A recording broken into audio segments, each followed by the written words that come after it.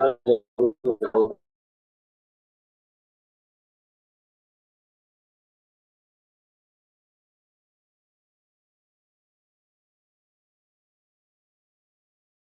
कृष्णा प्रभु जी, पंचांग प्रणाम।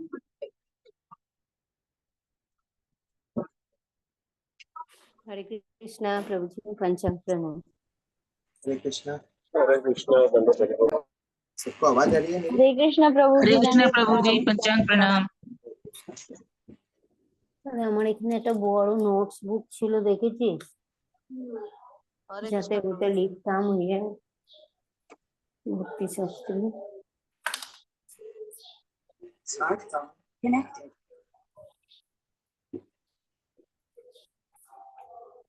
Two devices connected. কলকাতার মধ্যে পড়ে না। হ্যাঁ ঠিক আছে, যা। আমি ভাবলাম কলকাতা। কত আমার ইয়ে কর, পেন পেন। আমি কি জানি, এত পেটের লাগছে, উপর থেকে দিমাগ খারাপ করছো। আমার ব্যাগ থেকে নিয়ে নাও একটা, আমার ব্যাগ থেকে নিয়ে নাও একটা, ওই যে।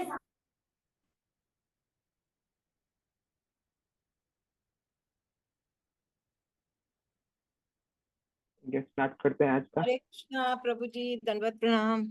दंडवत माता जी। हरे कृष्ण प्रभु जी, दंडवत प्रणाम। हरे कृष्ण। सबको स्क्रीन दिख रहा है? यस प्रभु। यस प्रभु। यस प्रभु जी। ओके, स्टार्ट करते हैं, फिर लेट हो गए। ओम अज्ञानतिमिरान्धस्य ज्ञानाञ्जनशलाकया चैतन्यमनोभीष्टं स्थापितं येन भूतले स्वयं रूप कदा मह्यं ददाति स्वपदान्तिकं श्रीगुरुन् वैष्णवांश्च श्रीरूपं साग्रजातां सहगण रघुनाथान्वितं तं संजीवं साद्वैतं सावधूतं परिजना सहितं कृष्ण चैतन्यदेवं श्रीराधा कृष्ण पादान् सहगण ललिता श्रीविशाखान्वितांश्च हे कृष्ण करुणा सिन्धु जगत्पते गोपेश गोपिकान्त राधाकान्त तप्त कांचन गौरांगी राधे वृंदावनेश्वरी वृषभानुसुते प्रणमामि हरिप्रिये वाञ्छाकल्पतरुभ्यश्च कृपा सिन्धुभ्यैव च पतितानां पावनेभ्यो वैष्णवेभ्यो श्री कृष्ण चैतन्य प्रभु नित्यानंद श्री अद्वैत हरे कृष्णा हरे कृष्ण कृष्ण हरे हरे हरे राम राम राम हरे हरे। नमो विष्णुपदाय कृष्ण पृष्ठाय भूतले श्रीमते भक्तिवेदांत स्वामीति नामिने नमस्ते सरस्वते देवे गौरवाणी प्रचारिणे निर्विशेष शून्यवादी पाश्चात्य देशकारिणे। आप सभी के चरणों में मेरा दंडवत प्रणाम। तो आज हम एक अलग ही पुस्तक स्टार्ट कर रहे हैं, भक्ति रसामृत सिंधु, जिसको अंग्रेजी में प्रभुपाद ने कहा है नेक्टर ऑफ डिवोशन। और ये भक्ति रसामृत सिंधु रूप गोस्वामी कृत सबसे पहला ग्रंथ है। रूप गोस्वामी ने 23 ग्रंथ लिखे हैं, उसमें से भक्ति रसामृत सिंधु एक सबसे महत्वपूर्ण ग्रंथ है। जैसे भागवत में और अलग शास्त्रों में बताया जाता है कि 12 महाजन है, तो हमारे गौड़ीय वैष्णविज्म में 6 महाजन है। 6 गोस्वामी जो हैं वो हमारे इस गौड़ीय संप्रदाय के 6 महाजन हैं, जिन्होंने इस गौड़ी संप्रदाय को आगे बढ़ाया। जैसे बोलते हैं स्वयंभू नारद शंभु कुमार कपिलो मनु प्रहलादो जनको भीष्मो बलिर्वैयास किरवयम। तो ये 12 महाजन है। लेकिन प्रभुपाद बोलते हैं हमारे लिए ये 6 भक्ति के महाजन है। भक्ति में आगे बढ़ना है और भक्ति में कुछ हमें रास्ते में कुछ इंडिकेशन चाहिए, तो हमें ये 6 महाजनों को फॉलो करना है। एक बार प्रभुपाद को किसी ने पूछा कि हमें भक्ति में इतने सारे कठिनाई आती है हमारी भक्ति का अंगों का पालन करने में, तो उससे कैसे बचा जाए। तो प्रभुपाद बोलते हैं कि ऐसाई गोसाई कोरी चरण वंदन या होते विघ्नाश अभिष्ट पूरण। जो इन 6 गोसाई को, ऐसाई गोसाई कोरी चरण वंदन, इनकी वंदना करेगा 6 गोस्वामी की, यहाँ होते विघ्नाश अभिष्ट पूरण। तो जीवन में नहीं, भक्ति में जितनी भी विघ्न है वो सब नष्ट हो जाएंगे। तो इसीलिए रूप गोस्वामी हमारे 6 आचार्यों में से भी महत्वपूर्ण आचार्य हैं। और हमारा जो कृष्ण भावनामृत संघ है वो रूप गोस्वामी के पच्चीनों पे ही चलता है, उनकी शिक्षाओं पे ही चलता है, इसलिए वो हमारे आचार्य हैं। उनकी देखरेख में चलता है, इसलिए हमें क्या कहा जाता है, रूपानुगा। हम अनुग हैं रूप के, रूप गोस्वामी जी के, और हम उनके ग्रंथ पढ़ के हमें अपने जीवन में वो शिक्षाएं उतारते हैं। भक्ति रसामृत सिंधु, इसको नेक्स्ट। तो ये रूपानुगो माने भक्ति में नहीं है, ये नहीं, वही ये हाँ? रूप गोस्वामी का सिद्धांत में चलता है, इसलिए हाँ रूपानुगो। हाँ, रूपानुगा, रूप गोस्वामी के पच्चीनों पे चलने वाले रूपानुगा, उनको फॉलो करने वाले। अभी कोई बोलेगा अरे सनातन गोस्वामी हमारे सनातनानुग क्यों नहीं है, हम लोग रूपानुगी क्यों है। प्रभुपाद ने हम सबको रूपानुग क्यों बोला, भक्ति सिद्धांत शास्त्री ठाकुर, भक्ति विनोद ठाकुर, सब लोग रूपानुग बोलते हैं, सनातनानुग क्यों नहीं बोलते, या फिर और भी कोई गोस्वामी के अनुग क्यों नहीं बोलते। तो इसलिए प्रभुपाद जो है स्टार्टिंग में ही, ये भक्ति रसामृत सिंधु की स्टार्टिंग में ही सब क्लियर कर देते हैं कि रूप गोस्वामी की स्थिति क्या है हमारे गौड़ीय संप्रदाय में।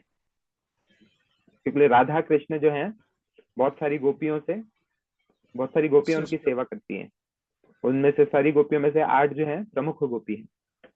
उसी प्रकार सब 8 प्रमुख गोपियों के एक 8 प्रमुख मंजरी भी हैं।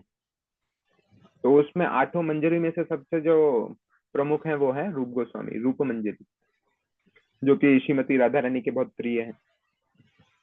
तो इसलिए रूप मंजरी है जो हमें गौड़ी सिद्धांत में आगे बढ़ा रही है, उन्हीं की शिक्षा हमें आगे बढ़ा रही है।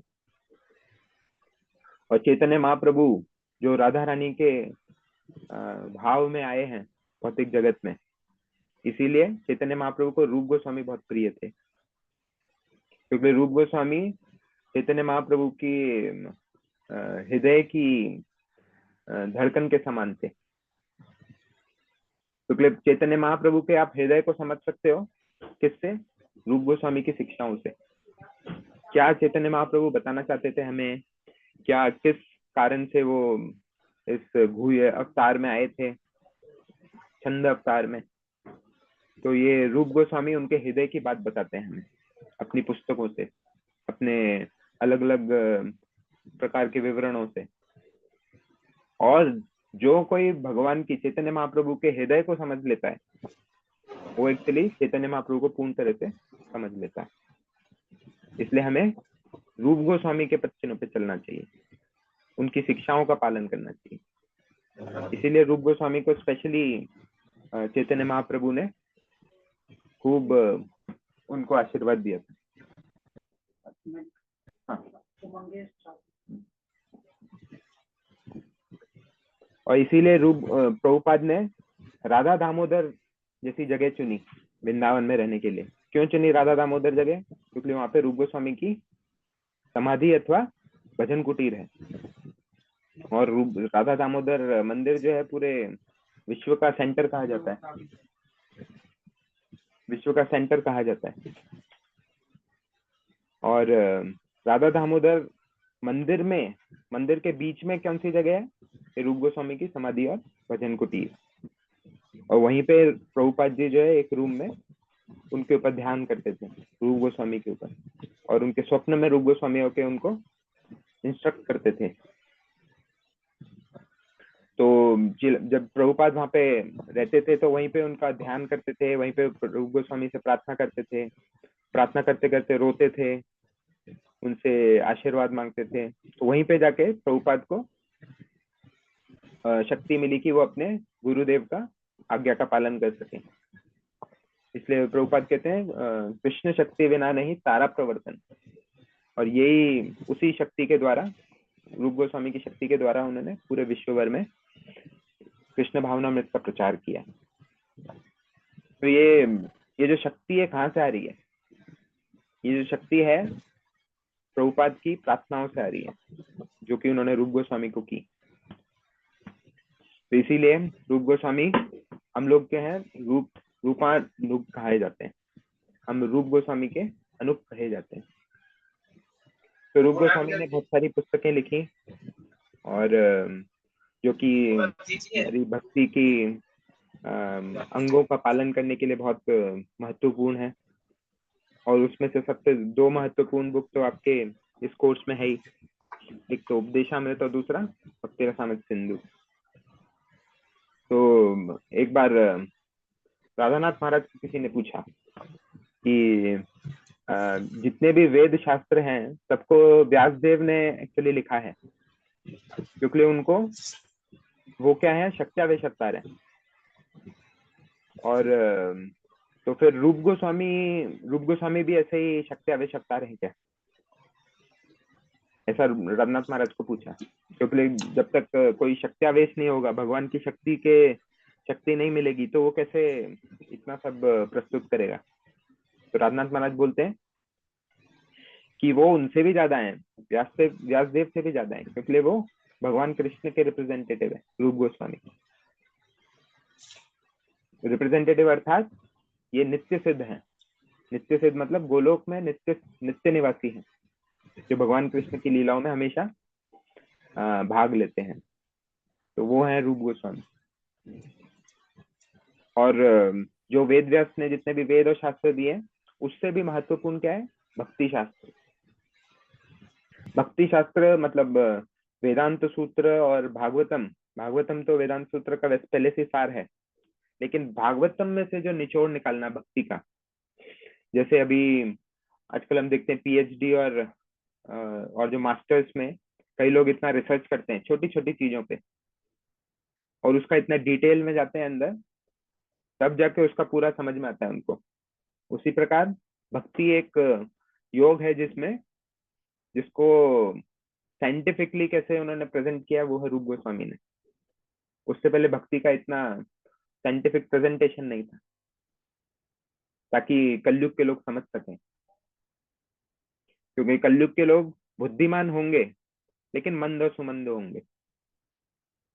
तो इसलिए उसके हिसाब से उन्होंने इस भक्ति योग का विवरण किया है इस भक्ति रसामृत सिंधु में। और रूप गोस्वामी का जो कृष्णदास कविराज गोस्वामी रूप गोस्वामी के प्रति प्रार्थना करते हैं, क्या बोलते हैं? श्री चैतन्य मनोभिष्टम स्थापितम येन भूतले स्वयं रूप कदामयम ददाति स्वपदांतिकम।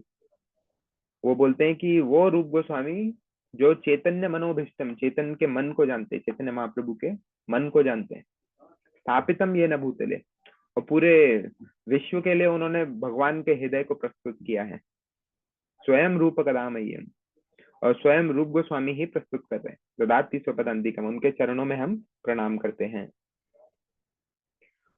तो इनको रूप गोस्वामी को चैतन्य महाप्रभु ने, जैसे आप लोग जानते हैं सब, दशाश्वमेध घाट में जो बीच वाला जो पिक्चर है, दशाश्वमेध घाट में चैतन्य महाप्रभु ने 10 दिन तक उनको निर्देश दिए दशाश्वमेध घाट में। तो जो भी उन्होंने 10 दिन में सीखा दशाश्वमेध घाट वाराणसी में, उन्होंने अपनी 23 पुस्तकों में उसको प्रस्तुत किया, उसका विवरण किया। क्योंकि हमारे जितने भी आचार्य हैं, रूप गोस्वामी, सनातन गोस्वामी, और जितने भी भक्ति विनोद ठाकुर, विश्वनाथ चक्रवर्ती ठाकुर, हमारे जितने भी परंपरा, आचार्य परंपरा है, सब लोग हमें क्या सिखाते हैं? हमें सिखाते हैं कि कैसे हमें देना है। लेना तो है ही, लेने के बाद क्या करना है? देना है। तो वही परंपरा से हमारे कृष्ण भावनामृत संघ में भी यही सिखाया जाता है, प्रचार कैसे करना है। हर व्यक्ति प्रचार कर सकता है। तो प्रचार से हम क्या करते हैं, जो हमने सीखा है उसको हम दूसरों को प्रस्तुत करते हैं, देते हैं। ये सबसे बड़ा दान होता है, ताकि दूसरे सीख सकें, दूसरे समझ सकें। लेकिन हमारे ये भौतिक जगत के एजुकेशन में, शिक्षा प्रणाली में हमें क्या सिखाया जाता है कि हमें कैसे मिले, हमें कैसे फायदा हो। और इस्कॉन में हमें सिखाया जाता है हम कैसे दे सब लोगों को, कैसे हम दूसरों की मदद करें। हम लोग जो है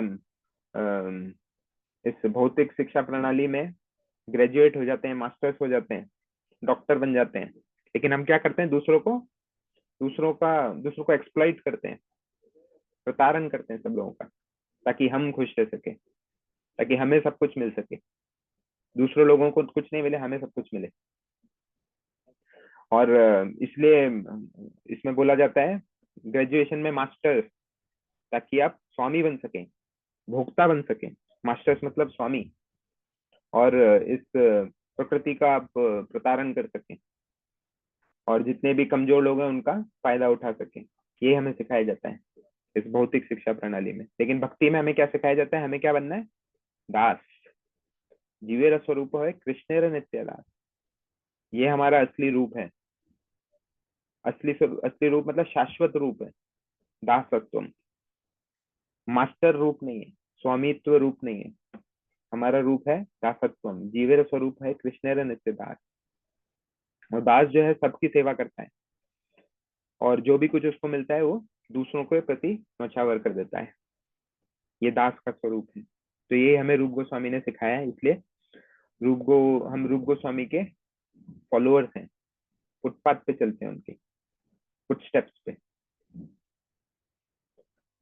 तो अभी हम एक्चुअली स्टार्ट करेंगे भक्ति रसामृत सिंधु के लिए। इसमें से हम भक्ति रसामृत सिंधु में 51 अध्याय हैं, तो उसमें से केवल हम 19 अध्याय करेंगे, क्योंकि 19 अध्याय में भक्ति में कैसे आगे बढ़ना है और कैसे किस गंतव्य स्थान तक पहुंचना है, वो 19 अध्याय तक पूरा हो जाता है। और किसी को कुछ आगे पूरी तरह पढ़ना है तो वो आगे पढ़ सकता है अपने आप। लेकिन भक्ति शास्त्री में 19 अध्यायों तक कंपलसरी है, मैंडेटरी है। तो हम इसको भक्ति रसामृत सिंधु के 2 तरीके से पढ़ा जा सकता है भक्ति रसामृत सिंधु को।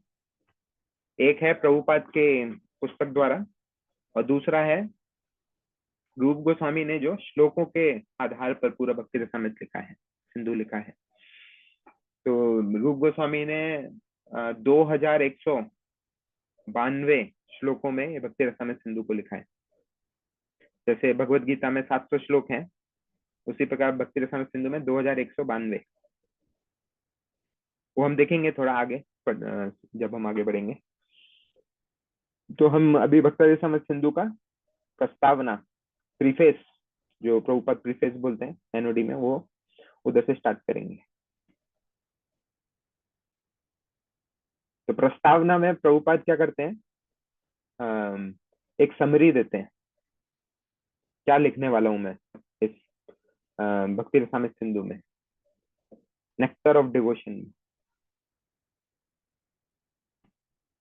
और नेक्टर ऑफ डिवोशन जो शब्द है, पुस्तक का जो नाम है, वो एक्चुअली भक्ति रसामृत सिंधु का पूरा नाम नहीं है, इसलिए इसको समरी स्टडी कहा जाता है, सारांश कहा जाता है, जो प्रभुपाद ने भक्ति रसामृत एनओडी में लिखा है, नेक्टर ऑफ डिवोशन में। क्योंकि ये श्रील रूप गोस्वामी के भक्ति रसामृत सिंधु का सारांश अध्ययन है, नेक्टर ऑफ डिवोशन। और पुस्तक के शीर्षक जो है भक्ति रसामृत सिंधु, इसकी चर्चा एक्चुअली प्रभुपाद ने प्रस्तावना में रस शब्द से की है। सबसे ज्यादा इसका विवरण प्रभुपाद ने किसका किया है, रस शब्द का। भक्ति रसामृत में रस शब्द जो है उसके संदर्भ के साथ की है, क्योंकि रस का अंग्रेजी में कुछ अनुवाद करेंगे तो कुछ मिलेगा नहीं आपको, क्योंकि ये रस जो है यही एक भक्ति का सबसे महत्वपूर्ण अंग है, रस। तो इसीलिए ज्यादातर प्रीफेस में उन्होंने, इस प्रस्तावना में सबसे ज्यादा उन्होंने रस की परिभाषा का विस्तार किया है।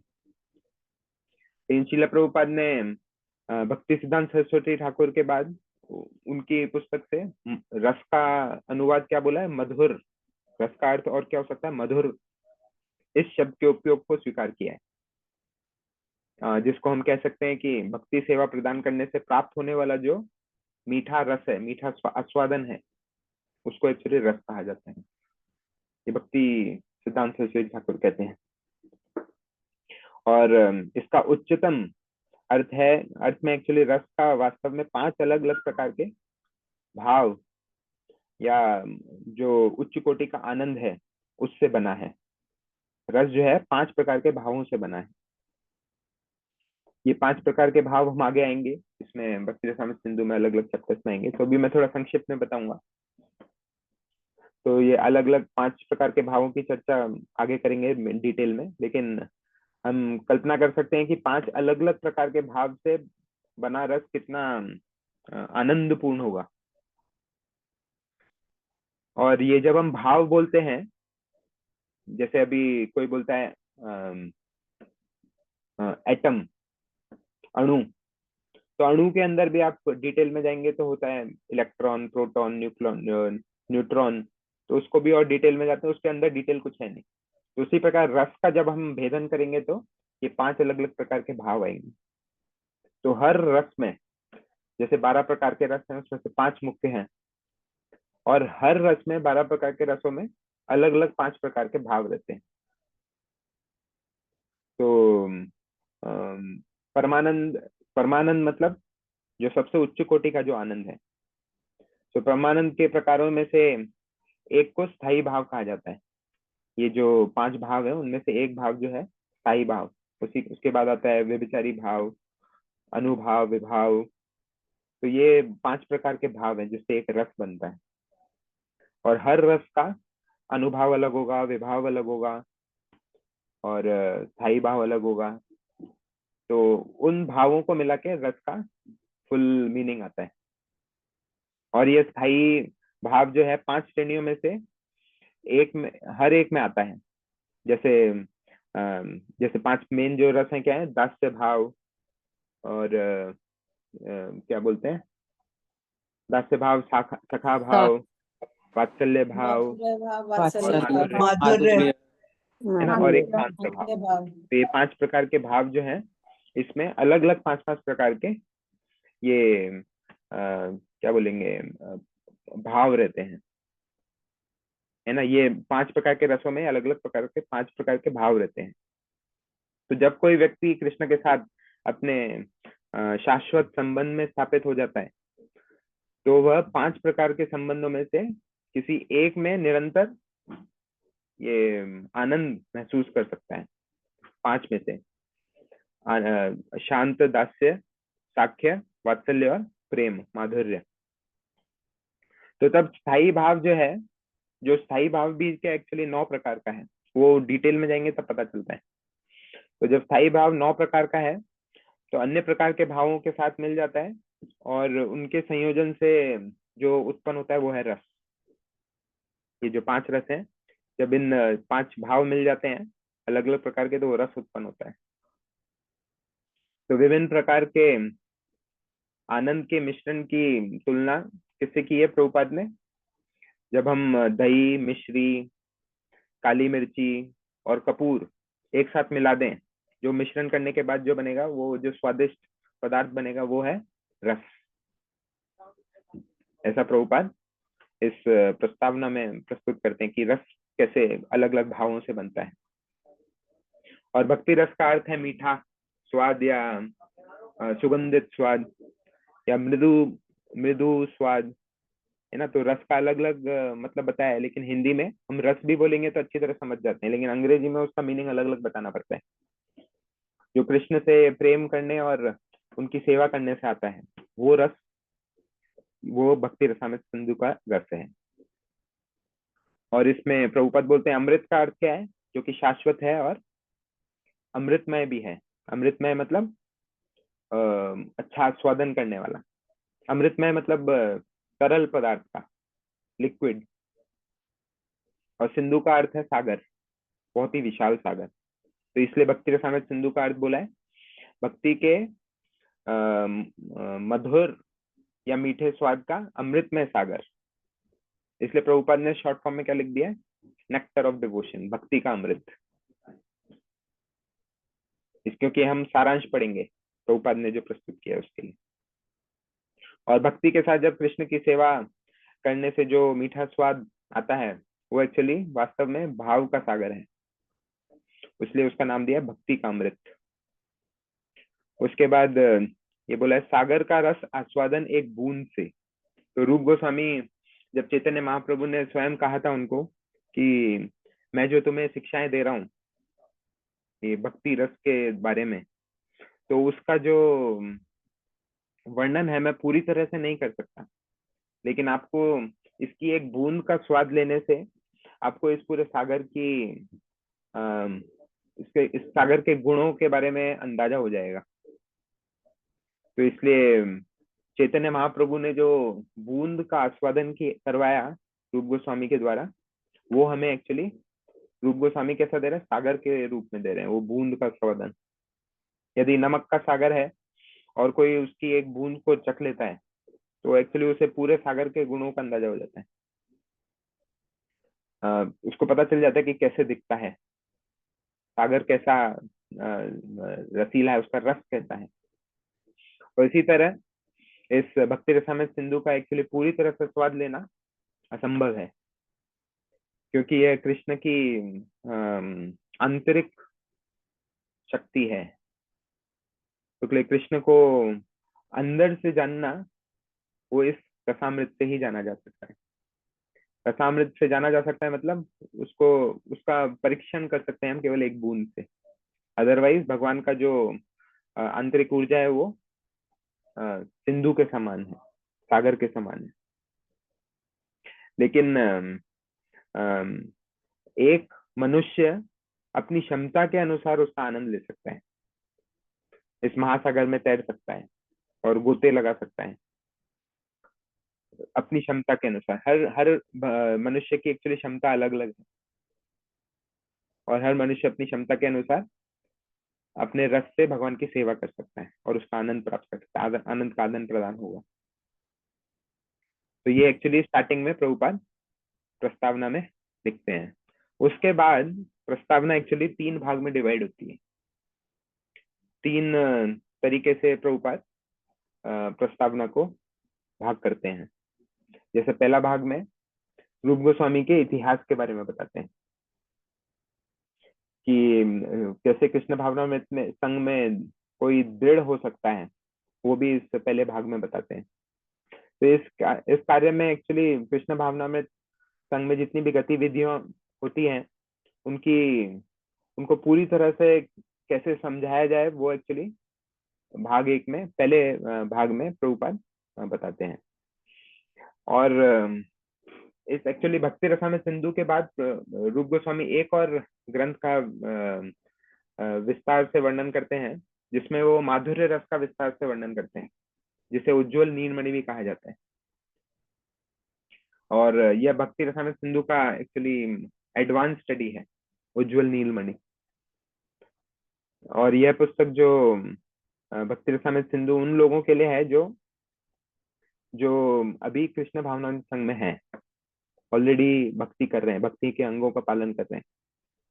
ये भक्ति रसामृत सिंधु उनके लिए ही लिखा है रूप गोस्वामी ने, ताकि वो अपनी भक्ति को आगे कैसे बढ़ा सके, उसको एकदम घना कैसे कर सके।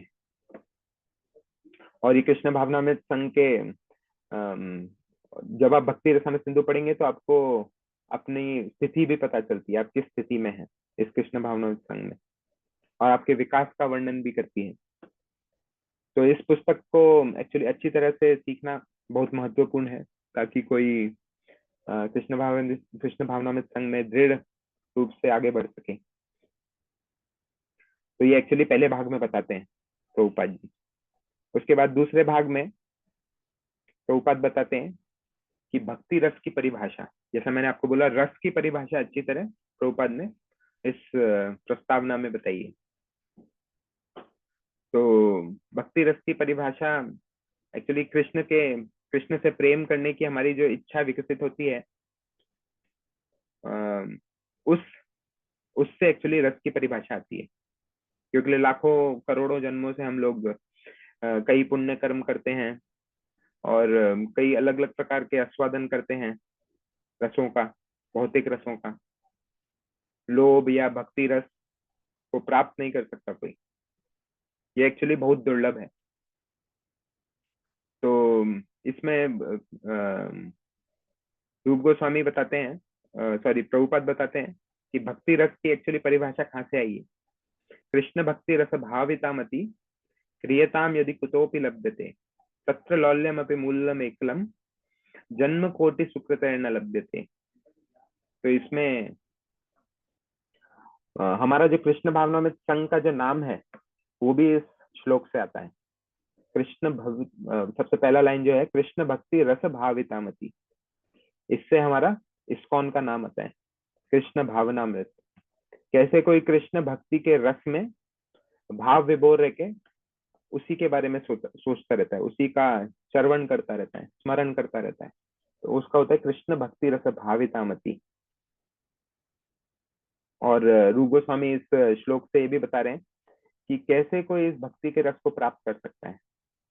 ये रूप गोस्वामी द्वारा कृत है कृष्ण भक्ति रस भावितामति, क्योंकि इस भक्ति रसामृत सिंधु में रूप गोस्वामी ने जो 2192 श्लोक लिखे हैं उसमें कई उन्होंने अपने आप भी लिखे हैं, कई श्लोक भागवतम से लिए हैं, भगवत गीता से लिए हैं, पद्म पुराण से लिए हैं, से अलग अलग शास्त्रों से लिए हैं।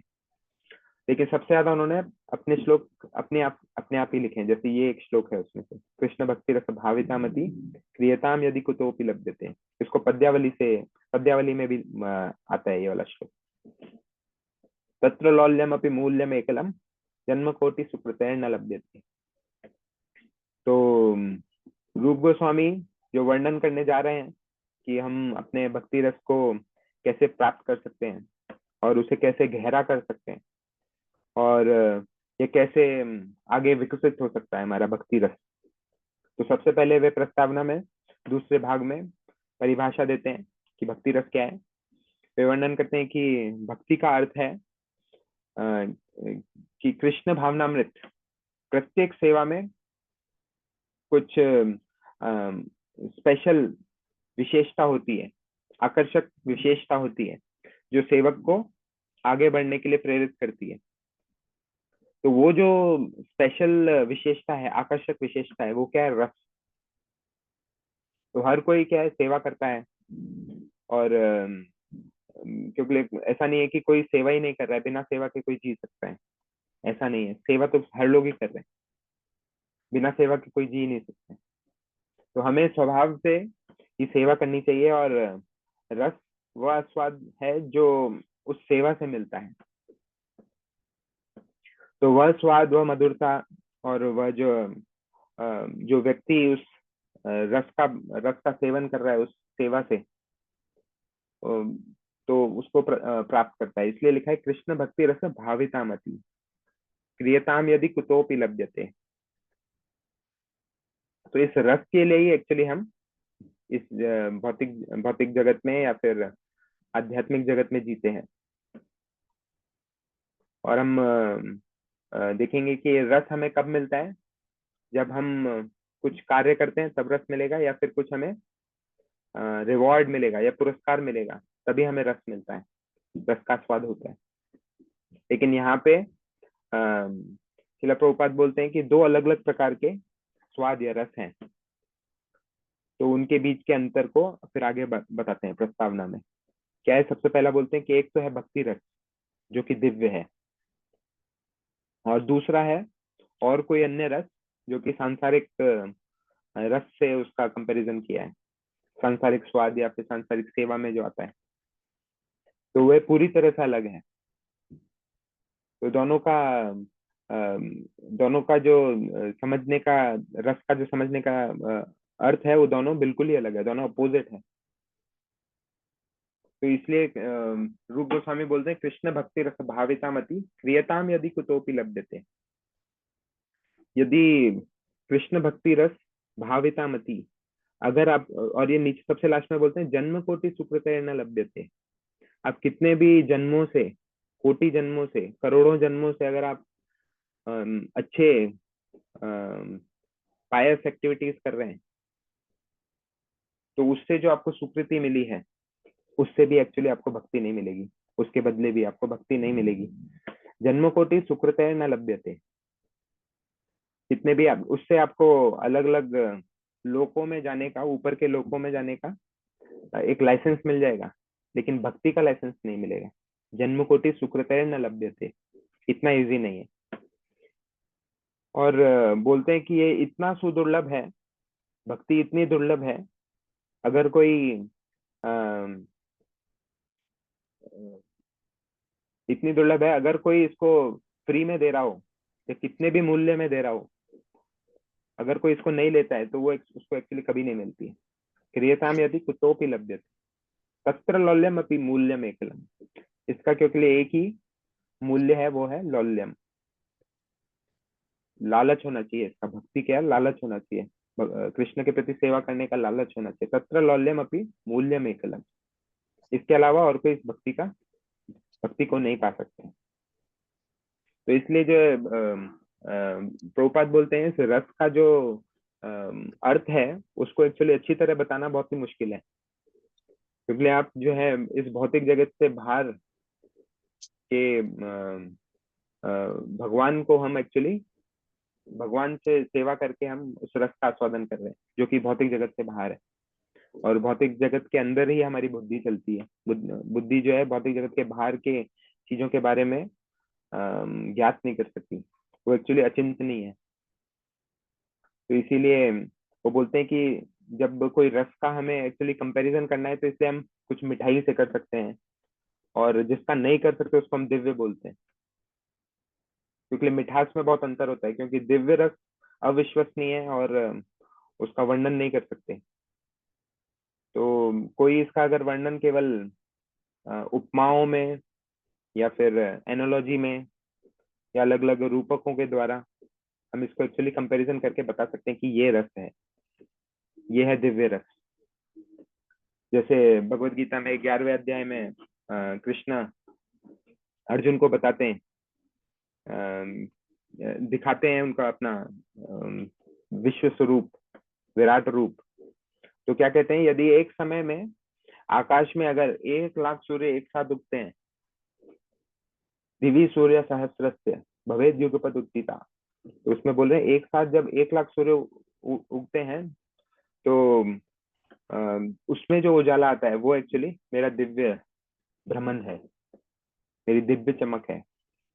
तो कृष्ण के द्वारा जो ये जो चमक का जो एनालॉजी है, ये जो उपमा दी है कृष्ण ने, 1,00,000 सूर्य, कभी ऐसा होगा नहीं 1,00,000 सूर्य एक साथ उगेंगे, लेकिन इस उपमा से ही वो समझा सकते हैं इस दिव्य सेंटेंस, उनकी दिव्यता को। तो इसी 1,00,000 सूर्य के द्वारा ही एक्चुअली हम उसका अंदाजा लगा सकते हैं कि भगवान कृष्ण की कितना उजालित, कितनी सारी चमक होगी। तो इसे समझने के लिए एक्चुअली कुछ ऐसे रूपक और उपमा इस्तेमाल किए जाते हैं जिसे हम समझ सकें, और हम इसे कल्पना ही कर सकते हैं कि आकाश में बहुत सारे सूर्य कैसे उगेंगे, और इसलिए कृष्ण को समझना एक्चुअली बहुत कठिन है। तो इसी प्रकार रस जो है इसमें भक्ति रसामृत सिंधु में जो रस है वो इस भौतिक सृष्टि, भौतिक इस जगत में जो रस मिलता है हमें, उस रस से कंपैरिजन नहीं कर सकते। और उसके बाद फिर प्रभुपाद, इसीलिए जब प्रभुपाद ने इस भक्ति रसामृत सिंधु के बारे में उधर बताया, भौतिक अपने पाश्चात्य देश में भक्ति रसामृत सिंधु के बारे में बताया जब, तो लोग समझ में नहीं आ रहा था उनको कि रस क्या चीज है। तो प्रभुपाद क्या बोलते हैं, उनके आधार पर उनको उदाहरण देते हैं कि ये जितना भी आप समुद्र देखते हैं, अगर उस समुद्र पूरा LSD का बना हो तो वो एक्चुअली एक रस के समान है। उसमें जो आस्वादन करोगे आप वो एक रस के समान है, क्योंकि उन सबको LSD का ही रस का एक्सपीरियंस था। तो उसी प्रकार से उन्होंने एग्जाम्पल भी वैसे दिया प्रभुपाद ने।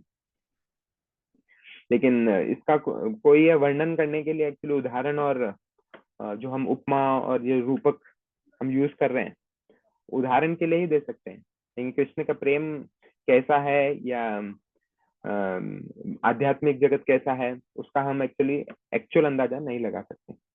तो भक्ति विनोद ठाकुर जी जैव धर्म में बताते हैं कि कैसे हम उसको अच्छी तरह समझ सकें, एग्जैक्टली कैसा है गोलोक धाम और प्रेम रस कैसा है, और भक्ति का एक्चुअली गंतव्य स्थान जो है माधुर्य रस और अलग अलग प्रकार के रस, उनको हम कैसे पूरी तरह से आस्वादन कर सकते हैं। तो भक्ति विनोद ठाकुर जैव धर्म में बताते हैं उसको आस्वादन करना बिल्कुल कठिन है जब तक आप भक्ति में, साधना भक्ति में प्रयत्न करके आगे बढ़ रहे हैं। उसका आस्वादन कैसे हो सकता है? जब आप अच्छी तरह भगवान का नाम लेंगे, क्योंकि उसको समझने के लिए जो बुद्धि है वो भी दिव्य चाहिए, और वो दिव्य बुद्धि कौन प्रदान कर सकता है? भगवान स्वयं प्रदान कर सकते हैं अपनी कृपा से। तो केवल कृपा के द्वारा ही कोई इस भौतिक आध्यात्मिक जगत और अलग अलग प्रकार के रसकों को समझ सकता है, उसका आस्वादन कर सकता है इस भौतिक जगत में। तो इसीलिए रूप गोस्वामी और शिला प्रभुपाद इस भौतिक रस को, सॉरी इस आध्यात्मिक रस को अपनी क्या बोलेंगे, यथासंभव इसको वर्णन करते हैं इस भक्ति रसामृत सिंधु पुस्तक में। तो इसके बाद प्रभुपाद भक्ति रस और भौतिक रस इन दोनों का कंपैरिजन करते हैं। तो हम इसके नेक्स्ट स्लाइड में देखेंगे। भक्ति रस बनाम भौतिक रस, क्योंकि ये भौतिक रस और भक्ति ये एक्चुअली बहुत बड़ा सेक्शन है जिसमें प्रभुपाद इन दोनों के बारे में बताते हैं, भक्ति रस और भौतिक रस के बारे में। सबसे पहले समझने वाली बात यह है कि यह किसी भी सांसारिक रस से पूरी तरह अलग है। भक्ति रस समझने का सबसे सरल तरीका यह है कि सांसारिक रस अस्थाई है, जो मैंने सेकंड पॉइंट में लिखा, अस्थाई है, और किसी सांसारिक सेवा से जो मिलने वाला जो इसका जो रस है वो भी अस्थाई है। तो कोई भी जैसे अपनी पत्नी, अपने बच्चे, अपनी नौकरी, अपने जानवर, कुत्ते जो भी हैं, वो एक्चुअली इस जीवन में खो सकता है, वो एक्चुअली विनाशकारी है। विनाशकारी है अर्थात वो अस्थाई है। लेकिन अमृत का अर्थ है शाश्वत। शाश्वत अर्थात इटर्नल, जो कृष्ण से प्रेम करने से जो प्राप्त मीठे स्वाद और भौतिक दुनिया से प्रदर्शित किसी भी अन्य स्वाद के बीच पहला अंतर है क्या, कि वो अस्थाई है और ये शाश्वत है। भौतिक रस अस्थाई है और भक्ति रस शाश्वत है। तो ये शाश्वत इसलिए है भक्ति रस क्योंकि ये भगवान कृष्ण की आंतरिक शक्ति का एक अंग है, आंतरिक शक्ति है। और यह ये सबसे सिंपल एक्चुअली इसका एक अंतर है कि सबसे पहले भौतिक रस जो अस्थाई है और भक्ति रस जो है शाश्वत है। चपल सुख के बारे में हम बाद में आएंगे, पहले एक और देख लेते हैं। इसके अलावा एक्चुअली भौतिक स्वाद एक्चुअली असंतोषजनक है और असंतोषजनक है, और ये भक्ति रस का जो स्वाद है वो क्या है, पूरी तरह से संतोषजनक है, पूरी तरह संतोष प्रदान करता है। और जैसे एक व्यापारी उसे अपना काम, उसे अपने काम को बहुत पसंद है, उसको अपना काम, तो उससे जो उसको रस मिलता है उससे बहुत आसक्त रहता है। वो अपने दोस्तों से मिलता है, वह अपनी नौकरी, व्यवसाय आदि के बारे में बात करता है अपने जीवन में, तो उसमें जो उसे एक स्वाद मिलता है, तो उससे वो एक्चुअली कब तक वो उसका रस का आस्वादन कर सकता है, जब तक वो उससे संतुष्ट। लेकिन उससे वो संतुष्ट दिन प्रतिदिन जब वो सेम चीज करेगा तो उससे वो संतुष्ट नहीं हो पाएगा, उससे उसको पूरी तरह संतुष्टि नहीं मिलती है। धीरे धीरे उसको असंतोषजनक भाव आने लगते हैं हर चीज से। तो इसीलिए भोग त्याग की घटना होती है, भोग और त्याग। तो कोई कुछ करता है और प्रभु जी कोई अनम्यूट कर दीजिए जो लोग बोल रहे हैं। एक मिनट म्यूट करता हूँ। हरे कृष्ण, डिस्टर्बेंस हो रहा है प्रभु जी को, माइक ऑन हाँ, मैं म्यूट करता हूँ। हाँ तो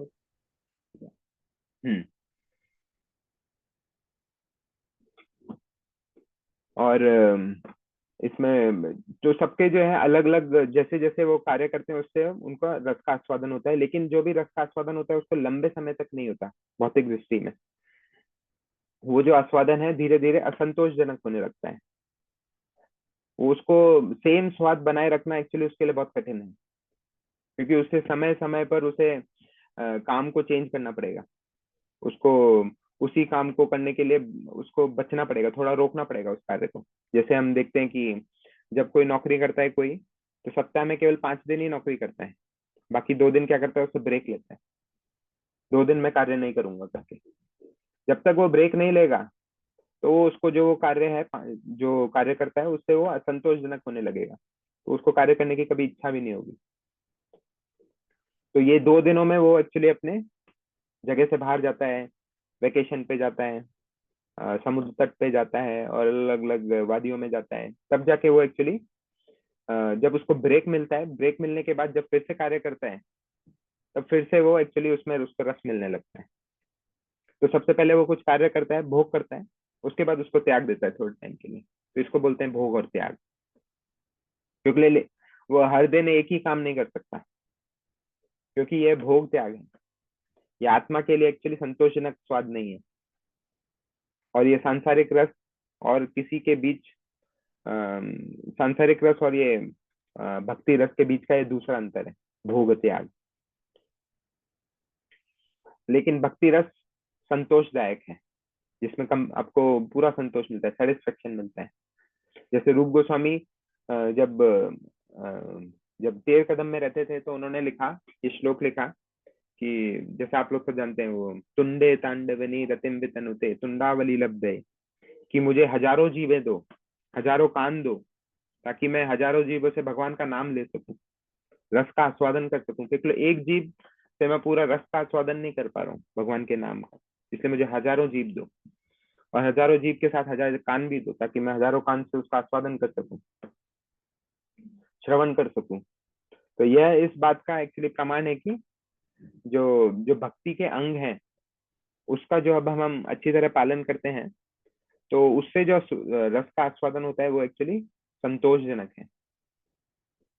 तो इसीलिए भौतिक रस जो है असंतोषजनक है और भक्ति रस जो है संतोषजनक है।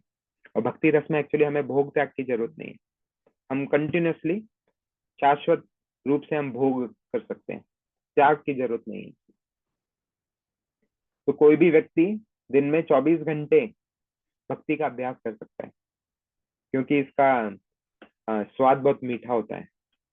अभी हम मीठा बोलेंगे, लेकिन असली में इसका मीठा जो इसका अर्थ नहीं है, जो इस रस का जो आस्वादन होता है वो एक्चुअली दिव्य है। और इसमें और भी डिफरेंस प्रभुपाद लिखते हैं इन दोनों के बीच में, भौतिक रस और भक्ति रस के बारे में। उसमें बोलते हैं कि सांसारिक रस लंबे समय तक नहीं टिकता है, और इसका इससे मतलब काफी लंबे समय तक वो संतुष्ट भी नहीं हो सकता है। जैसे हम आइसक्रीम, हमें किसी बच्चे को पसंद है अगर आइसक्रीम, तो वो कितना आइसक्रीम खा सकता है, 1 2 या 3, 100 से ज्यादा तो नहीं खा सकता।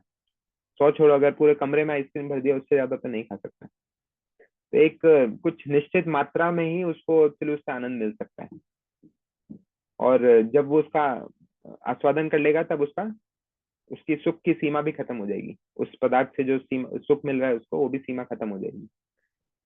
तो जीव इससे कोई खुशी पाने की कोई अपनी क्षमता खो देती है, जैसे ही वो उसको टेस्ट मिल जाता है। इसलिए जो भौतिक सुख है उसको क्या बोला गया है, चपल सुख, अस्थाई है और सीमित है, लिमिटेड है। और ये अस्थाई इसलिए हुआ क्योंकि हम लोग भी क्या है, अस्थाई है। तो सुख भी जो मिलता है हमें वो भी अस्थाई है, हम भी किसी समय पे आकर इस शरीर को त्याग देंगे। तो हमारा जैसे अस्तित्व ही अस्थाई है, तो जो सुख मिलने वाला है वो भी अस्थाई है। सुख छोड़ो, दुख भी जो है वो भी अस्थाई है। इसी तरह भक्ति रस हमेशा एक्चुअली तत्पर रहता है, हमेशा मौजूद रहता है। तो आत्मा को जो वास्तव में जो संतोष मिलता है वो किससे मिलता है, भक्ति रस से। और इस भक्ति रस को कैसे प्राप्त करें और कैसे इसको विकसित करें, इसका वर्णन एक्चुअली रूप गोस्वामी पूरा भक्ति रसामृत सिंधु में वर्णन करते हैं। तो ये हमारे एक्चुअली भक्ति रसामृत सिंधु के प्रस्तावना का दूसरा भाग है, जिसमें भक्ति रस और सांसारिक रस का कंपैरिजन किया है, क्या क्या परिणाम देते हैं, उनकी महिमा के बारे में बताया। तो ये हमारा भक्ति रस और सांसारिक रस। इसके बाद भाग 3, ये प्रस्तावना के तीसरे भाग में प्रभुपाद क्या बताते हैं कि भक्ति का उद्देश्य क्या है, और इसमें बताते हैं कि भक्ति कृष्ण के प्रति प्रेम के एक बिंदु पर आती है। बिंदु पर आती है मतलब स्टार्टिंग कैसे होती है, भगवान से जो हमारा सेवा है, भगवान के प्रति जो हमारी सेवा है, वो एक्चुअली बिंदु के समान है। स्टार्टिंग में हमें एक्चुअली थोड़ा सा आस्वादन होता है, तो धीरे धीरे करके हमें पूरे रस का आस्वादन होता है। तो इधर जो श्रीला प्रभुपाद इधर वर्णन करने जा रहे हैं कि जो हमारी प्रेम करने की जो प्रवृत्ति है वो एक्चुअली बहुत बहुत गहरी है, और गहरी है अर्थात ये स्वाभाविक भी है। ये ऐसा नहीं है कि ये जो हम प्रेम करने की जो प्रवृत्ति है, हमारे अंदर जो प्रेम है भगवान के प्रति, वो किसी ने बाद में हमारे हृदय में डाला है, वो पहले से हमारे हृदय में है। लेकिन ये प्रेम करने की जो प्रवृत्ति है कैसे हमें निर्देशित होती है, हमें कैसे पता चलता है कि हमारे अंदर प्रेम है भगवान के प्रति। जैसे हमारा अपने परिवार के प्रति प्रेम रहता है, सबसे पहले माता पिता के प्रति प्रेम होता है बच्चे को, उसके बाद फिर वो अपने भाई और बहनों के प्रति प्रेम जागृत होता है उसका, उसके बाद फिर समाज के प्रति, और उसके बाद फिर अपनी जाति के प्रति, फिर देशवासियों के प्रति, ऐसे धीरे धीरे कर पूरी दुनिया के प्रति उसकी, दुनिया के प्रति क्यों, क्योंकि सब मनुष्य ही हैं पूरी दुनिया में, ऐसे कर करके पूरे दुनिया के प्रति उसका प्रेम जागृत होता है। और हर प्रेम का लेवल अलग अलग है। लेकिन ये जो बिंदु, इस बिंदु तक की हमारी जो प्रेम करने की प्रवृत्ति है तब तक संतुष्ट नहीं होती जब तक वो कृष्ण के प्रति प्रेम नहीं होता, क्योंकि बाकी भौतिक वस्तुओं के प्रति जो हमारा प्रेम है वो पूरी तरह में संतुष्ट नहीं करता। केवल कृष्ण के प्रति जब प्रेम होगा तभी वो संतुष्ट करेगा। क्यों ऐसा है? क्योंकि बाकी जितनी भी भौतिक सृष्टि में चीजें हैं वो सब अस्थाई हैं और कभी भी खत्म हो सकती हैं। लेकिन कृष्ण जो कि शाश्वत हैं और पूर्ण हैं, उनके प्रति उनसे जब हम प्रेम करते हैं और उससे जो रस का आस्वादन होता है वो पूरी तरह संतोष का कारण बनता है। क्योंकि ये जो छोटी सी चेतना है हमारे जीव की जो छोटी सी चेतना है, ये भीतर एक्चुअली सुप्त अवस्था में, एकदम सोने की अवस्था में, उसको जागृत करने के लिए कुछ अलग से हमें प्रयत्न करना पड़ता है। तो उसको बोलते हैं भक्ति सुकृति। भक्ति सुकृति मतलब ये हमेशा अज्ञाती होती है स्टार्टिंग में। जब हम गलती से किसी साधु की सेवा कर लें, गलती से किसी मंदिर में चले जाएं, या ऐसे घूमने के मूड से अंदर चले जाएं मंदिर में, उसके बाद हम किसी साधु से मिलें, साधु का संग हो जाए, तब जाके हमारी ये जो भक्ति सुकृति है धीरे धीरे जमा होती जाती है। जब ये भक्ति सुकृति इतनी हो जाती है कि आपको इस भौतिक जीवन के चक्कर से बाहर निकाल सके, तब वो एक्चुअली आपको भक्ति में आगे बढ़ाती है, भक्ति में प्रवेश कराती है। तो इसलिए हमें जो भौतिक सुकृति एक्चुअली बटोरनी चाहिए। पहले स्टार्टिंग में तो अज्ञात ही रहती है, हमें पता नहीं रहता कि हम भौतिक सुकृति भक्ति सुकृति इकट्ठा कर रहे हैं। लेकिन धीरे धीरे जब वो इकट्ठा हो जाती है तब हम भक्ति में एंटर करते हैं। तो तब जाके हमारी जो सुप्त, जो सोने की अवस्था में हमारा प्रेम है कृष्ण के प्रति, वो धीरे धीरे एक भक्ति लता क्रीपर के जैसे बढ़ता रहता है। तो यदि हम कृष्ण प्रेम करते हैं तो हमें एक्चुअली सभी जीवों से प्रेम हो जाता है। ये एक अलग तरीके से प्रभुपाद बता रहे हैं कि सबको आप अलग अलग प्रेम करेंगे, जैसे मैंने बताया अभी, माता पिता, भाई बहन, फिर जाति, फिर देशवासी, फिर पूरा विश्व, ऐसे अलग अलग प्रेम करेंगे, सबका अलग अलग लेवल है। लेकिन आप सीधा कृष्ण को प्रेम करेंगे तो सबको एक साथ प्रेम करेंगे। कि जैसे हम जब कोई वृक्ष वृक्ष को जड़ से पानी डालते हैं तो पूरा वृक्ष को अलग अलग भागों में सींचा जा सकता है। तो इसीलिए यह इसलिए काम करता है क्योंकि सब जीव कृष्ण के अंश हैं। ममैवांश जीवलोके जीवभूत सनातन, क्योंकि वो मेरे अंश हैं, वो भी सनातन है। और मेरे अंश हैं इसलिए अगर मुझे कोई प्रसन्न करेगा तो मेरे अंश भी प्रसन्न होंगे। जैसे कोई इस शरीर को खाना देगा तो सारे अंगों को भी शक्ति मिलेगी। तो इसीलिए ये कृष्ण को प्रेम करना मतलब पूरी तरह से प्रेम करना, और उस प्रेम करने के बाद जो रस का आस्वादन होना वो पूरी तरह से रस का आस्वादन होना। उस रस को क्या बोलते हैं? अमृत रस। तो तब जाके एक्चुअली भक्ति रसामृत पूरा होता है। और जब कोई इस भक्ति में पूरी तरह प्रेम लेवल तक पहुंच जाता है तो वो अपने सिंधु का एक्चुअली आस्वादन करता है। उसको वो सिंधु का आस्वादन करना चाहता है। स्टार्टिंग होती है बूंद से और खत्म होता है सिंधु से, तो उसको बोलते हैं भक्ति रसामृत सिंधु। जैसे ईशोपनिषद में भी बोला है कि सभी जीव जो है कृष्ण के साथ संबंध में दिखते हैं, क्योंकि सब कृष्ण के संबंध से हैं, सब अंश हैं भगवान के। जिस प्रकार से बच्चे अपने माता पिता के अंग हैं, उसी प्रकार हम लोग भी कृष्ण के अंश में हैं, उनके अंग हैं। और अगर हम कृष्ण को प्रसन्न करेंगे तो सब लोग प्रसन्न हो जाएंगे। तो भौतिक जगत में रहकर कृष्ण से प्रेम कैसे करें, ये एक लास्ट पॉइंट बताते हैं प्रभुपाद। इसमें बोला है कि जैसे सब मनुष्य के हृदय में क्या है, प्रेम रहता है। वो प्रेम जो है स्वाभाविक रूप से रहता है, कोई अलग से प्रेम डाल नहीं रहा है, ऑलरेडी उसके चेतना में वो प्रेम रहता है, लेकिन सुप्त रूप में रहता है। लेकिन जब वो साधु संग से वो जागृत होता है प्रेम, भक्ति लता का बीज फिर से वो प्रफुल्लित होने लगता है, तब जाके वो कृष्ण के प्रेम के रस को आस्वादन करने की प्रयत्न करने लगता है। तो भौतिक दुनिया के बारे में, भौतिक दुनिया में कैसे निपटना चाहिए, मतलब अगर कोई बोलेगा कि मैं तो भौतिक दुनिया में हूँ, कैसे मैं कृष्ण का प्रेम पूरी तरह प्रेम का आस्वादन कर सकता हूँ? क्या मुझे भौतिक जगत छोड़ देना चाहिए? मुझे हिमालय चले जाना चाहिए? क्या मुझे तपस्वी बाबा जी बन जाना चाहिए? तो क्या ये संभव है कि क्या मैं प्रेम प्राप्त कर सकता हूँ इस भौतिक जगत में रह के? तो प्रभुपाद इन सवालों का जवाब देते हैं ये लास्ट सेक्शन में प्रस्तावना के। वो बोलते हैं कि आपको कहीं पे भी जाने की जरूरत नहीं है, कुछ भी त्याग करने की जरूरत नहीं है, हमें ऐसा करने की बिल्कुल भी जरूरत नहीं है। क्यों? क्योंकि वास्तव में व्यवहारिक रूप से कोई इसको कर ही नहीं सकता, ऐसा पूरी तरह त्याग कर ही नहीं सकता, कोई पूरी तरह तपस्वी जीवन जी ही नहीं सकता।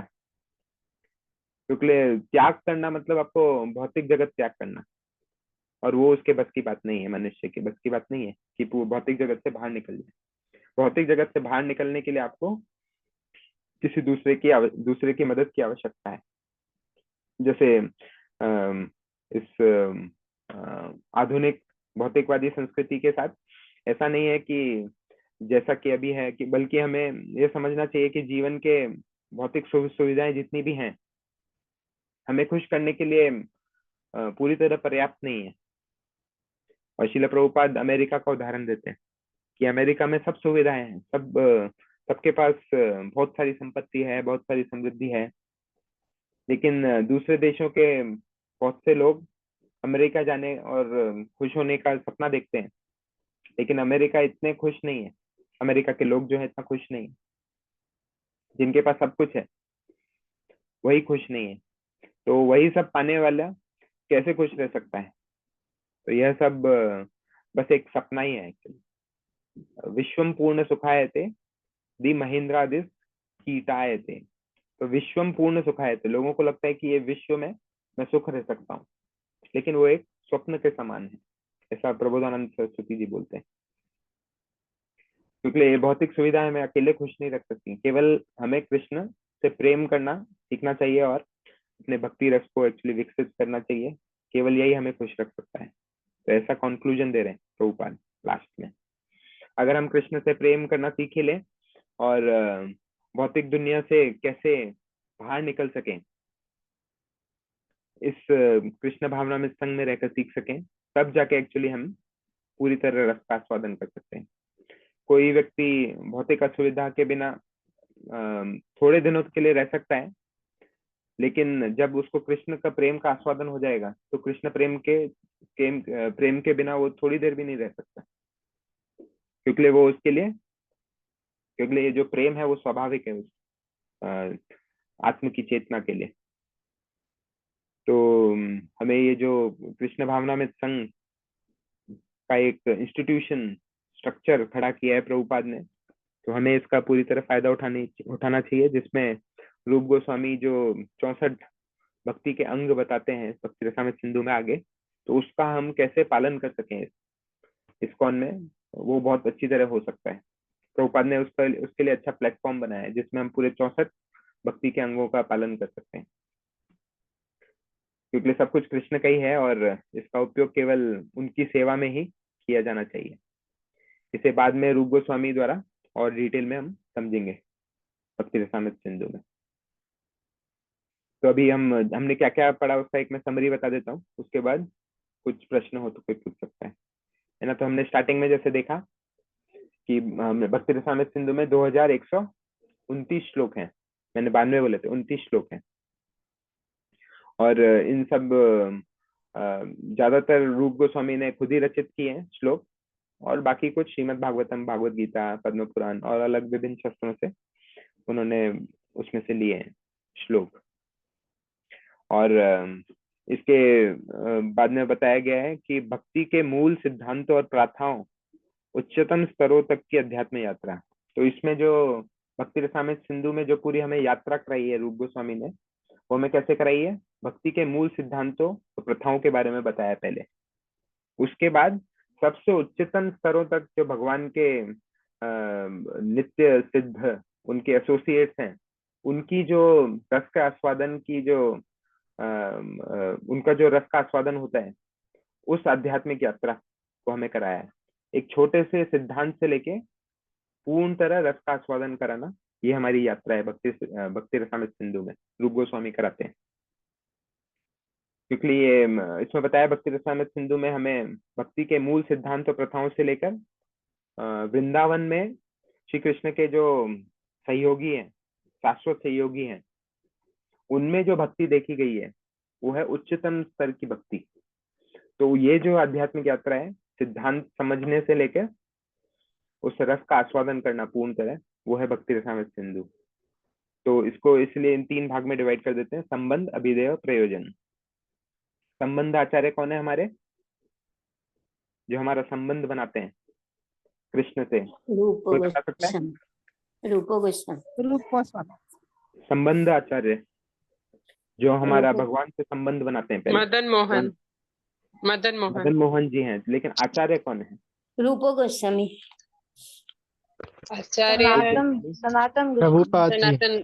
सनातन गोस्वामी। हाँ, तो करेक्ट उत्तर है इसका सनातन गोस्वामी। तो हमारे संबंध आचार्य कौन है? सनातन गोस्वामी, जो जिसने भक्ति कौन सी पुस्तक लिखी है, उनका नाम भूल गया, ठीक है, उन्होंने जो पुस्तक लिखी है उसमें कृष्ण से कैसे हमें कृष्ण के पास कैसे पहुंच सकते हैं, और कृष्ण से आपका संबंध क्या है। आप जो है कृष्ण के जीवन स्वरूप है, कृष्ण रे नित्य दास, आप जो है दास हैं, तो दासत्व रूप में आप कृष्ण के प्रति सेवा कर सकते हैं। तो ये जो संबंध बनाया है वो सनातन गोस्वामी, हमें संबंध आचार्य कहा जाता है। और ये अभिधेय आचार्य कौन है? अभिधेय के आचार्य बताएगा कोई?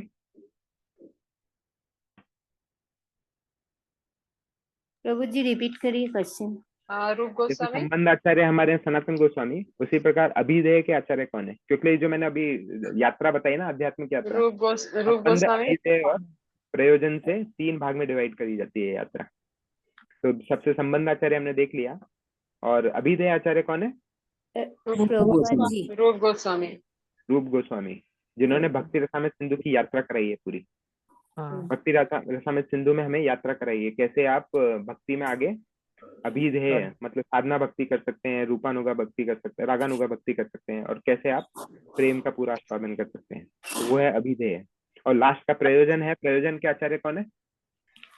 प्रभुपाद जी। हाँ? नहीं नहीं लास्ट वाला क्या बोले प्रभु जी? प्रयोजन, प्रयोजन जो हमें गंतव्य स्थान पे पहुंचना है। हाँ? जीव गोस्वामी।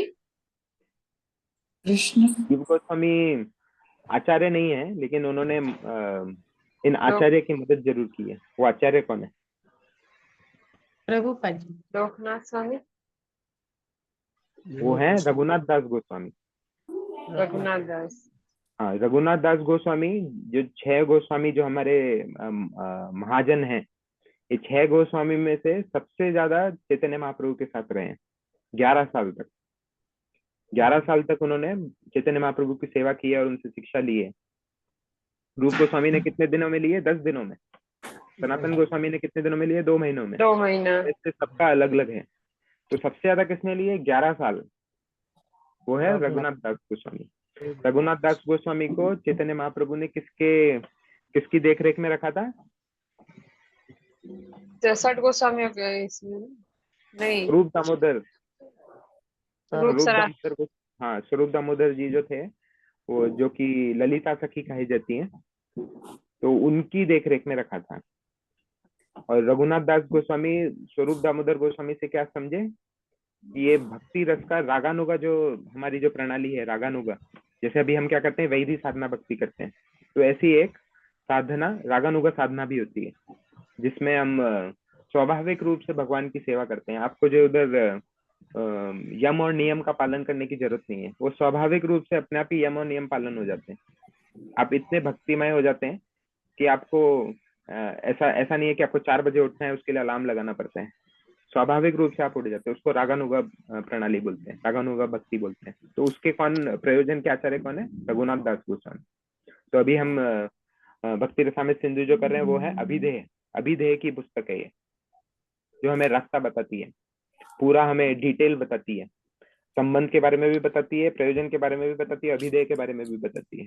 वो है भक्ति रसामृत सिंधु, है ना। तो इसीलिए प्रभुपाद ने इस पुस्तक को क्या बोला है? लॉ बुक, कानून की किताब। कानून की किताब किसका कानून? इस भक्ति का जो कानून है ना, उसकी किताब है ये लॉ बुक। अगर किसी को देखना है कि मेरे को कैसे मैं भगवान से कैसा रस उनसे कैसे मैं किस भाव में उनकी सेवा कर सकता हूँ, तो इस लॉ बुक को उसको पढ़ना चाहिए। इसलिए प्रभुपाद ने इसको क्या बोला है? Law book. और उसके बाद जैसे मैंने बताया 19 अध्याय हम करेंगे, और ये 19 अध्याय जो है एक बिंदु के समान है, जो कि हम पूरा उस बिंदु से हम पूरा भक्ति रस का हम साइंटिफिकली उसको अंडरस्टैंड कर सकते हैं, उसकी गहराई तक जा सकते हैं हम केवल उस बिंदु से। जैसे आप समुद्र का जो टेस्ट है हम कैसे ज्ञात कर सकते हैं? एक बूंद से। उसी प्रकार भक्ति रसामृत सिंधु का एक बूंद से हम पूरा भक्ति रसामृत सिंधु के बारे में समझेंगे। इसी भक्ति रसामृत सिंधु का ही कमेंट्री विश्वनाथ चक्रवर्ती ठाकुर लिखते हैं, भक्ति रसामृत सिंधु बिंदु, ताकि वो बोलते हैं सिंधु को समझना तो बहुत मुश्किल है, केवल बिंदु ही हम समझ जाए वो बहुत बड़ी बात है। इसलिए विश्वनाथ चक्रवर्ती ठाकुर क्या लिखते हैं? भक्ति रसामृत सिंधु बिंदु। इसकी वो है कमेंट्री, टीका है भक्ति रसामृत सिंधु का। ठीक है, तो ये बस कंक्लूजन, मतलब वो है समरी है जो अभी हमने पढ़ा। तो हमने देखा कि भक्ति का अर्थ क्या है। एक्चुअली भक्ति का अर्थ हमने देखा नहीं, क्योंकि प्रस्तावना में पूरा रूप गोस्वामी ने क्या बताया? रस के बारे में। तो इसमें भक्ति का अर्थ एक्चुअली क्या होता है? प्रेम। और प्रेम का अर्थ क्या होता है? सेवा।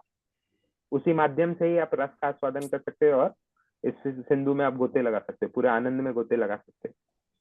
तो ये स्टार्ट होता है किधर से? सेवा से। तो चैतन्य महाप्रभु क्या कहते हैं? वो कहते हैं जीवे दया नाम रुचि वैष्णव सेवन, यह छाड़ धर्म नहीं सुनो सनातन। सनातन गोस्वामी को कहते हैं कि ये 3 चीजें ही हैं, जिन 3 चीजों से आप इस भक्ति में आगे बढ़ सकते हैं। क्या है? पहला जीव दया, उसके बाद है नाम रुचि, उसके बाद है वैष्णव सेवा। जैसे हम वैष्णव सेवा करते हैं, वो सॉरी नाम रुचि जो होती है हमारी, भगवान का नाम का हम जाप करते हैं, कीर्तन करते हैं, संकीर्तन करते हैं, वो है नाम रुचि। तो नाम रुचि को हम क्या बोलते हैं? चैतन्य महाप्रभु उसको बोलते हैं सेवा करने की आकांक्षा। क्योंकि जब हम नाम जप कर रहे हैं तो हम भगवान से क्या प्रार्थना कर रहे हैं? कृपया राधा हे कृष्ण मुझे अपनी सेवा में लगाएं। तो हमारी वो क्या है? सेवा करने की आकांक्षा है। और इसी प्रकार दूसरा है वैष्णव सेवा। वैष्णव सेवा जो है सेवा करने की क्रिया है, जिससे हम क्रिया करके हम वैष्णव की सेवा करते हैं। और तीसरा है जीव दया। वो क्या है? सेवा करने की पहुंच। वो पहुंच जो है एकदम अनलिमिटेड है, सब जीवों को आपको पहुंचाना है भक्ति का रस। तो वो सेवा करने की एक सबसे अच्छी रास्ता है जिससे आप सेवा कर सकें। तो तीनों में, जीव दया, नाम रुचि और वैष्णव सेवा, तीनों में चैतन्य महाप्रभु क्या बोले? सेवा करो। तो इसलिए भक्ति को क्या कहा जाता है? सेवा। भक्ति रसामृत सिंधु में सेवा करके आप रसामृत के सिंधु में आप, सिंधु मतलब उस आनंद सिंधु में आप गोते लगा सकते हो, है ना। तो ये है भक्ति रसामृत सिंधु। अभी कृष्ण ही क्यों? ये जैसे हमने देखा कि हम लोग अंश हैं कृष्ण के, और जब हम कृष्ण के साथ हम संबंध बनाते हैं, कृष्ण के साथ हम कृष्ण की सेवा करते हैं, क्योंकि कृष्ण शाश्वत हैं और वो हमारे संबंधित हैं, तो हमें जो है जो कंप्लीट रस का जो आस्वादन होगा केवल कृष्ण से ही होगा। बाकी लोगों से भी आस्वादन होगा रस का, लेकिन वो जो रस का आस्वादन होगा वो अशाश्वत होगा, चपल सुख होगा और भोग त्याग रहेगा, ज्यादा लंबे समय तक हम नहीं कर सकते। तो ये हमने करा था। और हाँ, रस का अर्थ हमने देखा था, मधुर, स्वाद, रस। और इसको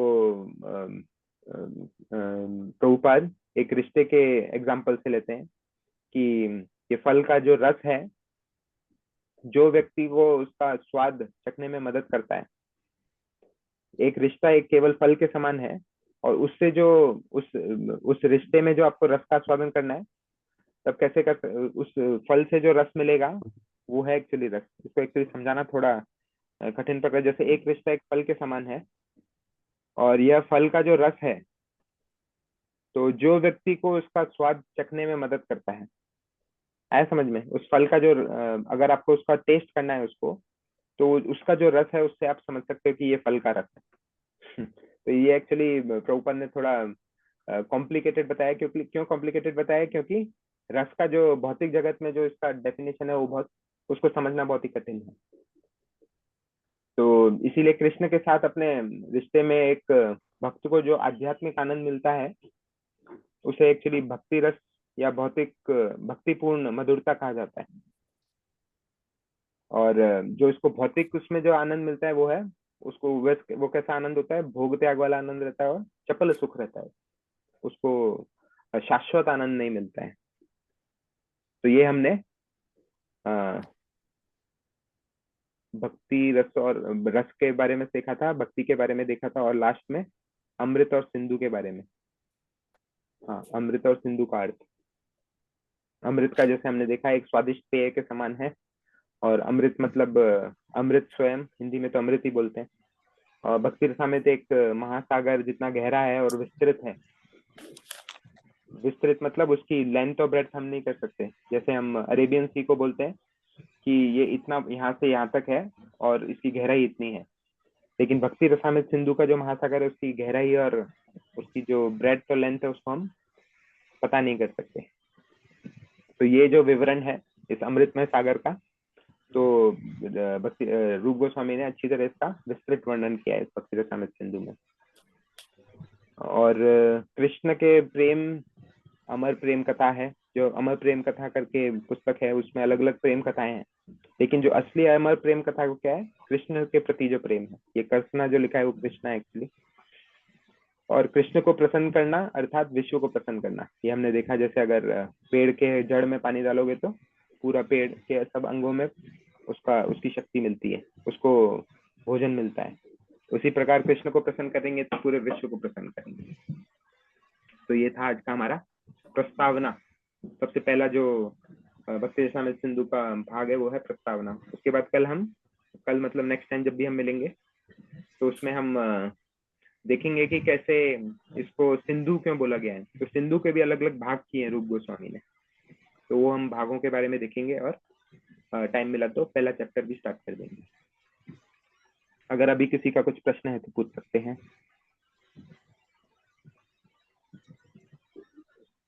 प्रभु जी बुक में तो प्रस्तावना नहीं दिया है। उसमें भूमिका करके दिया होगा। भूमिका और आमुख करके है, आमुख और भूमिका। हाँ, क्योंकि वो दोनों का मीनिंग एक ही है, भूमिका और प्रस्तावना, प्रीफेस। हरे कृष्णा प्रभु जी। हाँ, पंचांग प्रणाम प्रभु जी। इधर जो भाग 2 में जो बता गए हैं ना, वो पॉइंट्स आप 5 पॉइंट्स बताए हुए हैं, तो उसमें जो 3 नंबर पॉइंट्स और 4 नंबर पॉइंट्स का मीनिंग एक ही लग रहा है। जैसा 2 और 3 का भक्ति रस कैसे प्राप्त कर सकते हैं और भक्ति रस को कैसे समझे, हाँ, दोनों में तो भक्ति एक रस ही को लग रहा है। कैसे समझें वो अलग हो गया ना, भक्ति रस को कैसे प्राप्त करें वो भी अलग हो गया। पहले समझना अलग बात हो गई और उसको प्राप्त करना अलग बात हो गई। मतलब प्राप्त करना एक माध्यम है और हाँ, समझा। प्राप्त करना मतलब वही कैसे हम भक्ति के अंगों का पालन करके उसको प्राप्त कर सकते हैं, रस का आस्वादन कर सकते हैं। प्राप्त मतलब आस्वादन करना, तो रस को प्राप्त करना मतलब प्राप्त करके क्या करेंगे, आस्वादन ही करेंगे।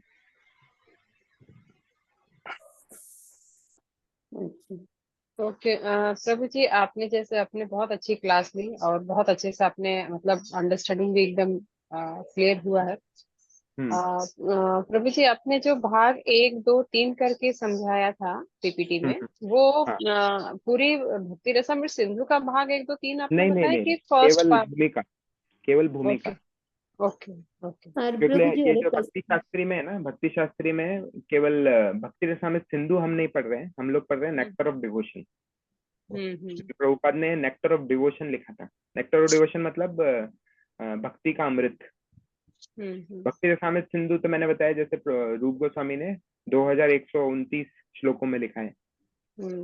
2129 श्लोक मतलब भगवत गीता का 3 गुना। आपको भगवत गीता के लिए कितना टाइम लगा? अभी भगवत गीता पूरा भी नहीं हुआ है आपका। तो ये दोनों एक नहीं है, नेक्टर ऑफ डिवोशन और मतलब ये इंग्लिश में और भक्ति रसामृत सिंधु ये एक नहीं है, नहीं, डिफरेंट। दोनों एक ही है, दोनों एक ही हैं। लेकिन इसलिए मैंने बोला ये भक्ति रसामृत सिंधु जो प्रभुपाद ने लिखा है वो क्या है, सारांश स्टडी है। भक्ति रसामृत सिंधु पूरी बुक का सारांश स्टडी है, पूरा डिटेल्ड हर श्लोक के बारे में नहीं लिखा है। वो नहीं तो नेक्टर ऑफ डिवोशन में है। वो नेक्टर ऑफ डिवोशन और भक्ति रसामृत सिंधु दोनों सेम ही है। नेक्टर ऑफ डिवोशन को हिंदी में क्या बोला है, भक्ति रसामृत सिंधु। लेकिन जो रूप गोस्वामी ने जो भक्ति रसामृत सिंधु लिखा है, एक्चुअल बुक जो है जिसका सारांश प्रभुपाद ने नेक्टर ऑफ डिवोशन और भक्ति रसामृत सिंधु लिखा है, वो एक्चुअली बहुत बड़ा बुक है। वो एक्चुअली भानु महाराज ने उसका ट्रांसलेशन किया है अभी, भक्ति रसामृत सिंधु। मतलब पूरा कोर्स में हम लोग का वो 19 अध्याय तक ही करना है ना प्रभु जी? हाँ, और ये जो पूरे 51 चैप्टर हैं, अध्याय हैं, ये भी एक्चुअली केवल सारांश ही है भक्ति रसामृत सिंधु के। सारांश अर्थात मतलब उसमें श्लोक बाय श्लोक नहीं लिया है, केवल उसमें समझाया है कि कनेक्शन किया है कि कैसा इस चैप्टर में क्या बताया गया है, रूप गोस्वामी ने इस चैप्टर में क्या बताया है। तो ऐसे करके 51 चैप्टर है और इन 51 चैप्टरों में से केवल हम 19 चैप्टर कर रहे हैं। तो इनमें कोई श्लोका नहीं है जो याद करें या कुछ है? नहीं, श्लोका देंगे, इंपॉर्टेंट श्लोका, वो 2129 श्लोका में से इंपॉर्टेंट श्लोका आएंगे आपके पास। तो वो श्लोका आएंगे, ओके। कम से कम 15 श्लोक तो रहेंगे। 15 श्लोक? हाँ, 15 श्लोक में से भी बहुत इंपॉर्टेंट वाले हम पूछते हैं। काम कर दीजिए प्रभु जी। और तो प्रभु जी आप शुरू में बहुत अभी easy है, दिखा दीजिएगा। आपने सब सुने होंगे, इतने इजी श्लोक हैं वो। जैसे प्रभु जी भक्ति की एक अध्याय के है 15 श्लोक या पूरी बुक के बोल रहे हैं? पूरी बुक, हम पूरा भक्ति रसामृत सिंधु जो हमारा वो ये है ना पुस्तक, उसमें केवल 15 ही श्लोक हैं। 19 अध्याय के हैं 15 श्लोक। हाँ हाँ, बराबर। तो प्रभु जी पहले टोटल थोड़ा श्लोक एक बहुत दो सारे एक हैं, तो केवल बता याद दीजिएगा करने तो वाले याद 15 ही करने श्लोक में हैं। आसानी हो। पहले ही से ही बता दीजिएगा तो याद करने में आसानी हो, जरा सा रोज सुबह शाम हाँ, पढ़ेंगे। उनका हम पूरा उसको तोड़ तोड़ के हम समझेंगे तो अपने आप पढ़ते पढ़ते ही याद हो जाएंगे आपको। और बहुत अच्छी प्रभु क्लास जी, है। जैसा आपने एक्सप्लेन किया था कि जो सुख है वो हमें भगवान श्री कृष्ण से ही प्राप्त होता है और भगवान के जो गुण है हम जीवों में भी वो अंश मात्र में विद्यमान है। बराबर। तो और जब हम उनकी सेवा करते हैं तो हम वो शाश्वत सुख का अनुभव करते हैं। तो प्रभु जी जो हमारे हृदय में सुख के अलावा दुख और ये सब हम जो फील करते हैं, क्या वो भी कृष्ण कृष्ण को तो कभी भी दुख का डिस्क्रिप्शन नहीं दिया गया है, तो वो फिर कहाँ से आता है? दुख के बारे में भागवतम में क्या बोलते हैं? दुख क्या चीज है? जब हमारी भगवान के प्रति विस्मृति हो जाती है उसको दुख बोलते हैं। जब हम भगवान के बारे में भूल जाते हैं, भगवान से कनेक्शन टूट जाता है, उसको दुख बोला जाता है। तो अभी हम भौतिक जगत में जब भी हमारा भगवान से विस्मृति हो जाती है उसको दुख कहा जाता है। उसका श्लोक याद नहीं आ रहा मेरे को अभी। दुख तो ये उसमें बताते हैं जैसे ही विस्मृति होती है उसको दुख बोलते हैं। और ये भौतिक जगत क्या बोला जाता है भगवत गीता के अकॉर्डिंग? दुखालयम शाश्वतम। तो दुखालयम शाश्वतम मतलब इस भौतिक जगत में कॉन्स्टेंटली दुख है। कॉन्स्टेंटली मतलब यूनिफॉर्मली दुख है, मतलब थोड़ा सा भी गैप नहीं है, नॉन स्टॉप दुख है। लेकिन जो बीच में थोड़ा बहुत जो हमें सुख मिलता है, जैसे अभी कोई नरक में जाता है, नरक में जब उसको पनिशमेंट मिलती है तो उस पनिशमेंट के बीच में जो गैप आता है उसमें जो उसको शांति मिलती है उसको सुख बोलते हैं वो उधर नरक में।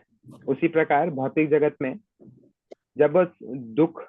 जब हम भगवान के प्रति स्मृति आती है हमारी, तो उसको एक्चुअली आध्यात्मिक सुख कहा जाता है। और भौतिक सुख को क्या बोला जाता है? जब उन दुखों के बीच में जो गैप आता है उसको क्या बोलते हैं? भौतिक सुख। ये तीन चीजें हैं, भौतिक सुख, भौतिक दुख तो है ही पूरा भौतिक जगत में, और एक आध्यात्मिक सुख। हम ये कभी नहीं बोलते आध्यात्मिक दुख, हमेशा क्या होता है? आध्यात्मिक सुख। क्योंकि उधर जो है सुख के बीच में गैप नहीं है, जैसे यहाँ पे दुख के बीच में गैप नहीं है, वहां पे सुख के बीच में गैप नहीं है आध्यात्मिकता में। तो इधर भौतिक जगत में जो दुखालय में शाश्वतम है, तो यहाँ पे जो हमें थोड़ा सा भी अणु भर भी जो सुख मिलता है वो एक्चुअली प्रभुपाद बोलते हैं वो सुख भी एक्चुअली सुख नहीं है। वो सुख भी एक्चुअली किधर लेके जाता है ना? दुख की तरफ। दुख की तरफ। इसीलिए इसको कहा जाता है दुखालयम अशाश्वतम, नॉन स्टॉप दुख इस भौतिक जगत में। प्रभु जी, भक्ति रसामृत सिंधु का एग्जाम फॉर्मेट कैसा होगा? इसके कैसे डिवाइड किया जाएगा इसको 19 चैप्टर्स को? पहले पढ़ने दीजिए, इसके बाद प्रश्न ऐसे आएंगे जो मैं इधर पढ़ा रहा हूँ ना, स्पेशली जो पॉइंट वाइज है, भोग त्याग चपल सुख, इसके बारे में प्रश्न आएंगे। और हमने इसमें से भी आते हैं, भूमिका में से भी प्रश्न आएंगे। और इसके अलावा फिर मतलब जो हमने इधर पॉइंट वाइज लिखा है ना, वही उसमें से ही प्रश्न आएंगे, उसके अलावा और कुछ नहीं है। क्वेश्चन पेपर दे देंगे ना? हरे कृष्णा प्रभु जी। जैसे पहले प्रभु जी ने हमको भगवत गीता के सारे क्वेश्चन आंसर्स पहले दे दिए थे, वैसे ही आप भी हमें अगर दे दोगे तो प्रभु जी हम लोग प्रिपेयर करने में इजी होगी। यस मिलेगा। और पीडीएफ भी काफी टफ भेजिए, लग रहा है प्रभु जी, जो वो क्लास काफी हो रहा है टफ ना है। उनका पर क्लास का पीडीएफ भेजिए। हाँ प्रभु जी ये एग्जाम लास्ट में होगा ना एकदम? ये इसमें जैसे 19 अध्याय है ना, तो 10 अध्याय के बाद एक एग्जाम होगा, फिर 9 के बाद होगा, फिर टोटल एक एग्जाम होगा। प्रभु जी, इसको हम और ब्रेक कर सकते हैं क्या, ताकि फोकसली हम एक्चुअली हाँ कि छोटे छोटे लेसन्स, मतलब एक छोटा छोटा पोर्शन ऑफ लेसन लेके, ताकि जब हम उसको एक्चुअली पढ़ें तो वो पूरी तरह से अंडरस्टैंडिंग के साथ में फिर हम एग्जाम दे सकें। क्योंकि बहुत ज्यादा वास्ट पोर्शन होगा तो कंफ्यूजन भी होगा और एक प्रेशर ज्यादा बनता है, और वो जिस हिसाब से दिमाग में जाना चाहिए वो जा नहीं पाता। तो अगर यस प्रभु जी, हमारे भगवत गीता में भी थोड़ा वैसा ही सा है। आप लोगों को आई थिंक एग्जाम का पोर्शन है जैसे जो 3 बार लेने वाले हैं, बल्कि उसको आप 6 बार कर लीजिए, तो मतलब कहने मतलब हम ज्यादा उसको अच्छे से ग्रास कर अभी पाएंगे। पहले पढ़ना तो शुरू करें, उसके बाद देखते हैं कि कितना कैसा होगा, है प्रभु जी? पहले देखते हैं कि कैसा है, कितना है, और क्वेश्चन आंसर देखेंगे, उसके बाद देखेंगे एग्जाम का। तो अभी तो पहले पढ़ने पर फोकस करते हैं हम लोग। बराबर। नहीं प्रभु जी, आप प्लीज शॉर्ट में कर देना, जैसे भगवत गीता का किया था ना वैसे ही करना, हम लोग को तो याद ही नहीं होता है। बहुत समय लगता है ये सब करने के लिए। हाँ, भागवत गीता का प्रभु जी दो आपको दो क्लास में ही लेसन याद हो जाएगा, ऐसा करेंगे। क्लास में ही आपसे प्रश्न पूछ लेंगे, उधर ही याद हो जाएगा। हाँ ये ठीक है, हर क्लास में पहले का जो है क्वेश्चन आंसर पूछ लीजिए, हाँ, तो हम फिर हाँ, ये एग्जाम सबसे नहीं अच्छा ये है। सही है। फिर प्रभु जी एग्जाम नहीं लोगे, क्लास में पूछ लोगे क्वेश्चन आंसर? नहीं नहीं एग्जाम तो नहीं, ये हम क्लियर हो जाएगा, पहले ही हमें मतलब हम पढ़ के अपना थोड़ा सा याद कर लेंगे, ये ठीक है। इससे फिर बार बार रिवीजन हम लोग कर लेंगे ना अपने आप। और बराबर। ये रिकॉर्डिंग भी हाँ दे दीजिएगा प्रभु जी। हाँ, रिकॉर्डिंग शेयर कर देंगे हरि गोविंद को। हाँ जी प्रभु जी। हाँ बस हर बार क्वेश्चन पूछेंगे तो हमको पता लग जाएगा कि भी किस तरह के क्वेश्चन आने हैं और उसके क्या आंसर हैं। बराबर, ठीक है। ओके, हरे कृष्णा हरे प्रभु जी, कृष्णा दंडवत कोई प्रणाम। इधर एग्जाम देते हैं। हरे कृष्णा प्रभु जी, दंडवत प्रणाम। Thank you so much Krishna प्रभु जी, प्रभु जी, आपकी दंडवत क्लास प्रणाम। वैसे भी बहुत अच्छी लगती है, आप बहुत अच्छे थैंक से यू, डिटेल बहुत में अच्छी, समझाते हो। हाँ क्लियर हरि से लुकिंग बहुत फॉरवर्ड अच्छी कि क्लास, ये तो हमारा लिखा भी भक्ति हुआ रस था। सिंधु अच्छे से हो। यस। हरे हरे प्रभु कृष्णा जी वाली प्रभु पूरी जी, बुक बहुत आप ही अच्छी क्लास। कराएंगे? प्रभु जी हाँ इसका प्रभु जी क्वेश्चन वाला कराएंगे। भेज दीजिएगा पीडीएफ। ओके, हरि बोल। हरे कृष्णा। हरे कृष्ण प्रभु जी, दंडवत प्रणाम। पता ही नहीं चलता इतना